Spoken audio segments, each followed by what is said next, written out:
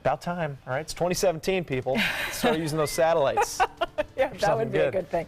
I remember that, Goo. I remember that story. I remember people calling up and saying, what's it like over on the East Coast? It must be terrible. And it was bad. Even watching from this distance, you get nervous because our economy is so based on tourism and visitors. And man, if something happened on those beaches, you're always nervous. Always. Yeah. Oh, yeah.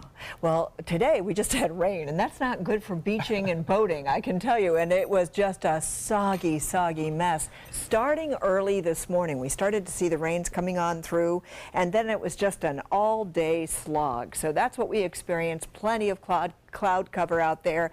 Look at all of the moisture. It's just affecting pretty much the entire state of Florida. And this is all due to a cold front that is trying to make its way down to the south. We don't know how far it's going to get.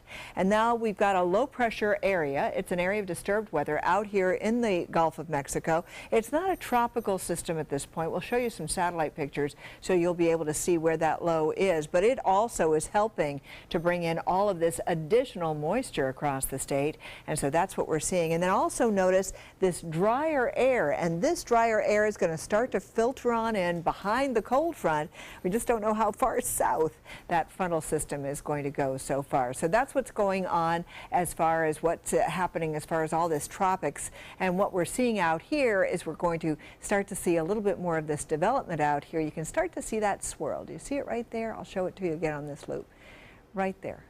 You can see that. So that's this counterclockwise swirl. We're watching that. It's sort of along that frontal system, and it's helping to just bring in all of this moisture across from the Gulf of Mexico and move it on into our area. Now, this is what we have seen so far. So these are the rainfall amounts we've been getting, 1 to almost 2 inches of rainfall, and that's just in one day.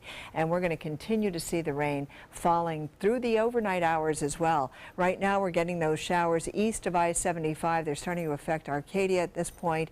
They've been coming through Mayaca City. Some of you have been getting some really heavy, strong showers moving on through. Nothing severe, but we've seen those heavy rains coming on in, some frequent lightning as well, some gusty winds also. And across the beaches right now, we're starting to get a little bit of a break at this point.